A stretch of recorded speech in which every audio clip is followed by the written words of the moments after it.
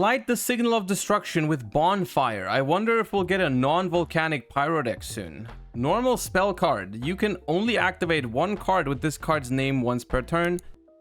Add a level 4 or lower pyro monster from your deck to your hand. Holy shit, they just made Rhoda for pyro. Is this the first time they've made a Rhoda for another type? I can't think of another typing that has a Rhoda. There's like archetypes that have Rhodas. Oh, Fossil Dig, right, Fossil Dig. Fossil Dig's even better than Rhoda. Tanky is not technically the same because Tanky dies to removal, and Cyber's the Cynet mining needs a discard. That's not the same. I mean, like archetype searchers are nothing new, of course. I know archetype searchers exist, but just a normal spell card that adds anything from the type. There's only Fossil Dig and Rhoda that I can think of. Interesting that they chose to give it to Pyro next. I don't know how much that changes about the volcanic archetype, because we've looked at the volcanic archetype in the past and it seemed like it was okay-ish. Isn't Tenki hard once per turn? Yeah, it's not quite the same. Like, this one is also hard once per turn, which is not the same, but we can play 6 Ash. Ash is a zombie. Ash is not a pyro. It's not fire, it's pyro.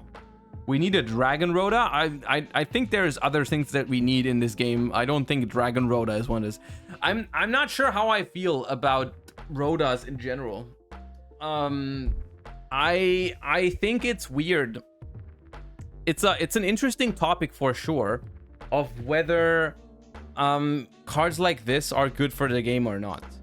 Because my point is that generic searchers, I think, can be considered difficult when it comes to game design, because there's a good reason why we have the limit of 3 cards per deck, right? Like, I think it can become problematic when cards become too searchable, too accessible.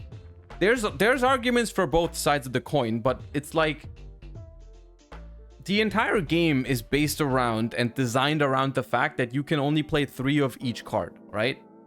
And making it so you have searchers, very generic searchers for this, for any given card, makes it so that now instead of playing 3 copies of a certain card, you can play 6 copies of a certain card. You know what I mean? And I think that's a weird thing to design around. On the other hand, what you might say now, and which is also a very reasonable point, is that if at any point in time this card can search something that is a problem, right? Then it's usually not the searcher that's a problem. It's usually the card that it searches. Like, for example, if there's a super busted Pyro card, let's call it Pyro Circular. I just made that up. Let's call it Pyro Circular. You know, like, there's a super busted card that, like, the entire deck is completely unfair if it finds that card, but if it doesn't find that card, then it's then it's completely dead. And like, in that scenario, is the Rhoda the problem, or is the card that it searches the problem? You know what I mean? And I think you could argue that searchers are healthy as long as the cards that they can find are not that problematic. Right? I'd argue both. I think the reality is it's somewhere in between, right? It's somewhere in between where there's a good reason why we can only play each card at 3, right? That's what they intended to do, right? On the other hand, there shouldn't be cards like that just are way too important for a strategy to work. Right? I think that's another design flaw, is if they make a deck that only works with one specific card and only with that card, you know? That's why specifically I like archetype searchers a lot, because archetype searchers very often aren't used to just find one specific card. They are used to find different cards depending on the situation, and that's a good thing, right? The fact that you can activate a card like, I don't know, Salamangrate Circle or whatever, usually it'll find Gazelle if you don't have it yet, but in a lot of cases you have to choose between which other card you want, right? And it can facilitate different kind of plays, right? You can find Spinny, you can find Jaguar, you can find Falco. Sometimes you find Foxy if you want to get rid of like a face-up spell and trap or something like that. It can really facilitate a lot of like variety in your playstyle and decision making as well, right? Where like, yeah. Do you think Small World is well designed? No. No, I don't have an issue with Small World per se. We've talked about this like literally 2 hours ago, but it's fine. My issue with Small World in that context is that Small World is a searcher for any monster in the game, which by itself is already something that sounds a little bit problematic. The card is a -1 searcher, which makes it usually not very good. And I don't like... The thing is, I don't think Small World is a bad card. But the fact that it's a -1 searcher usually ends up being... I mean, you just have to look at the decks that play Small World. You just have to look at the decks that play Small World. Usually, it's exactly those types of decks that desperately need to find one specific monster, right? Because their deck is completely busted when they find that monster, but it's not very good if they don't find that monster. And this is not Mathmech hate. We're literally, I'm genuinely just talking about Small World. There's a lot of other decks like that. You know, there's been Oviraptor combo piles that did it exactly like this. There's been Vanquish Soul is now doing it a little bit. There's been other decks like that played Small World, and I've never like it's been done with like the Adventure engine, because some of those kitchen sink synchro Adventure Hulk piles, they couldn't play if they didn't find the adventure cards, stuff like that. And I think it's like, even though Small World can only ever be as broken as the cards that it fetches, like in all those examples, you could argue it's not Small World that's the problem, it's these other decks or the cards that it finds that are the problem. I think the fact that Small World facilitates all of that is not the greatest form of card design, right? When you make a card where the purpose of the card is basically making broken combos more consistent, because you would never use it for other use cases. You would never use Small World to find a fair card, because Small World is a -1 and situational. Like it's just like no good consistent deck uses Small World, because it's not good to search a monster at a -1. Like, it's not good. You only use the -1 spell card searcher when your deck, the card that you search, has to be insane to make up for it, right?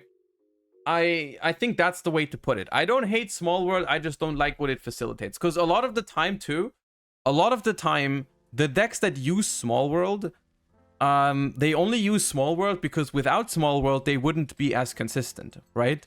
And that's usually the downside of these types of decks that are like super broken when you draw one specific card, is like, hey, my deck is super reliant on that one card.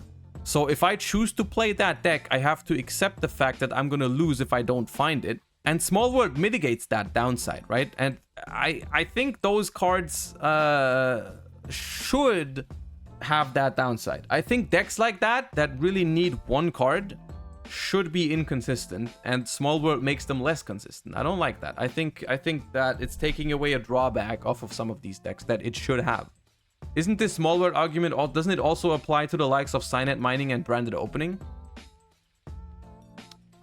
Kind of, right? It's like with Small World, it's a little bit more apparent because it goes into theoretically every single deck. Signet Mining only goes into Cyber's decks, but there it does functionally the same thing. The only exception to Signet Mining is that it discards to the graveyard, which has its use cases in, for example, Salamangrate, where you can mitigate the discard, you know? And with what was the other example that you mentioned? Hold up.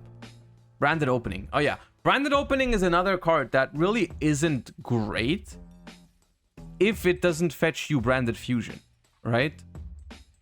It's another one. You could argue that Branded is a deck that completely revolves about Branded Fusion, and that's kind of not... I don't like that type of design. Once again, I like Branded as a deck. I wish it was playable without needing Branded Fusion every single time to resolve, right? I would like to be able to play Branded in a way where you don't need Branded Fusion to resolve, right? I think that'd be a much more healthy design. It is a little bit different now with Quem. It is different, but the fact that Branded Opening for over a year now, pretty much, has only been Branded Opening has only been a tutor for Branded Fusion. Literally, that's what it did, right? And then if they negated your Branded Fusion, your deck didn't do shit, right? And that, I don't think that was the greatest design. We kind of make it so we need it by building the deck around it. We can probably structure it in a way you don't need Branded Fusion. I don't think that's possible. If you could make Branded... Trust me, if you could build Branded in a way where it would be really good even without relying on Branded Fusion, I think people would do that because people are tired of losing to Ash Blossom. It's just that that's not how the deck works, you know?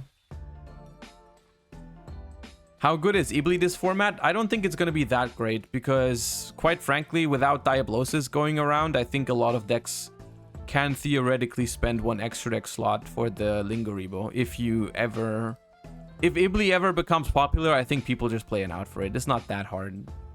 Isn't Branded good this format? No, it's fine. It's fine. Branded is a fine deck.